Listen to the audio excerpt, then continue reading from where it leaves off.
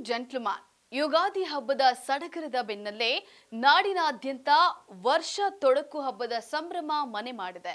ಹೊಸ ವರ್ಷದ ಆರಂಭದ ಸವಿ ನೆನಪಿಗಾಗಿ ಹಳೆ ದ್ವೇಷವನ್ನ ಮರೆತು ಸೌಹಾರ್ದತೆಯಿಂದ ವರ್ಷವಿಡೀ ಸುಖವಾಗಿರ್ಲಿ ಅಂತ ಹೇಳಿ ಹಾರೈಸುವ ಈ ದಿನದ ವಿಶೇಷತೆ ಏನು?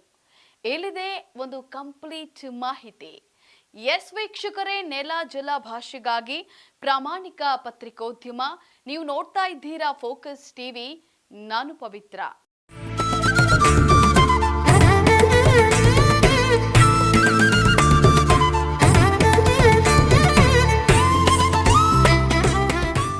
ಯುಗಾದಿ ಅಂದ್ರೆ ಕೇವಲ ಬೇವು ಬೆಲ್ಲ ಸವಿಯೋದಷ್ಟೇ ಅಲ್ಲ, ಅದರ ಮರುದಿನ ಬರುವಂತಹ ವರ್ಷ ತೊಡಕು ಕೂಡ ಅಷ್ಟೇ ಪ್ರಾಮುಖ್ಯತೆಯನ್ನು ಪಡೆದಿದೆ.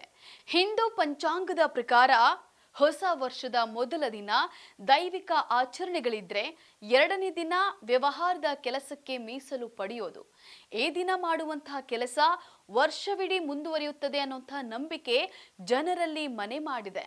ಹೌದು, ವರ್ಷ ತೊಡಕು ಅಂದ್ರೆ ಮಾಂಸಾಹಾರಿಗಳಿಗಂತೂ ಎಲ್ಲಿಲ್ಲದ ಸಂಭ್ರಮ. ಯುಗಾದಿಯಂದು ಶುದ್ಧ ಸಸ್ಯಾಹಾರವನ್ನ ಸೇವಿಸುವಂತಹ ಜನರು ಭರ್ಜರಿ ಮಾಂಸದೂಟಕ್ಕೆ ಸಜ್ಜಾಗ್ತಾರೆ. ಮುಂಜಾನೆಯ ಮಾಂಸದ ಅಂಗಡಿಗಳ ಮುಂದೆ ಕಿಲೋಮೀಟರ್ ಗಟ್ಟಲೆ ಸಾಲು ನಿಲ್ಲುತ್ತದೆ. ಮುದ್ದೆ, ಮಾಂಸದ ಸಾರು, ಕೈಮಾ ಉಂಡೆ, ಚಾಪ್ಸ್ ಸವಿಯುತ್ತಾ ಕುಟುಂಬದವರೆಲ್ಲ ಒಟ್ಟಾಗಿ ಹಬ್ಬವನ್ನ ಆಚರಿಸ್ತಾರೆ.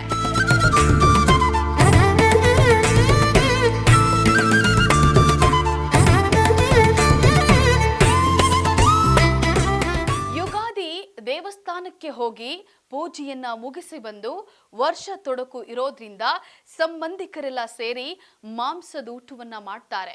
ವರ್ಷ ಪೂರ್ತಿ ಹೊಟ್ಟೆ ತುಂಬ ಊಟ ಸಿಗ್ಲಿ ಅನ್ನೋದೇ ಈ ಆಚರಣೆಯ ಉದ್ದೇಶ. ಇನ್ನು ಕೇವಲ ಊಟವಷ್ಟೇ ಅಲ್ಲದೆ ವರ್ಷದ ಮೊದಲ ಕೆಲಸವನ್ನ ಇಂದು ಆರಂಭಿಸೋದು ಮಂಗಳಕರ ಎನ್ನಲಾಗುತ್ತದೆ. ಗ್ರಾಮೀಣ ಭಾಗದಲ್ಲಿ ರೈತರು ಹೊಲದ ಕೆಲಸಕ್ಕೆ ಚಾಲನೆ ನೀಡಿದರೆ, ಕೆಲವರು ವ್ಯಾಪಾರ ಅಥವಾ ಹೊಸ ಉದ್ಯಮಗಳನ್ನ ಹಿಂದೆ ಆರಂಭಿಸ್ತಾರೆ. ಹಳೆಯ ಕಹಿ ನೆನಪುಗಳನ್ನ ಮರೆತು ಹೊಸ ವರ್ಷದ ಪಯಣಕ್ಕೆ ಇದು ಅಧಿಕೃತ ಬೋಣಿ. ಒಟ್ಟಿನಲ್ಲಿ ಯುಗಾದಿಯ ಸಿಹಿ ಕಹಿ ಸವಿದ ಮೇಲೆ ವರ್ಷವಿಡೀ ಚೈತನ್ಯದಿಂದ ಇರಲು ವರ್ಷ ತೊಡಕು ಹೊಸ ಹುರುಪನ್ನ ನೀಡುತ್ತದೆ. ಎಲ್ಲರಿಗೂ ವರ್ಷ ತೊಡಕಿನ ಶುಭಾಶಯಗಳು. ಇದಾಗಿತ್ತು ಈ ಹೊತ್ತಿನ ವಿಶೇಷ. ನೆಲ ಜಲ ಭಾಷೆಗಾಗಿ ನೋಡ್ತಾ ಇರಿ ಫೋಕಸ್ ಟಿವಿ.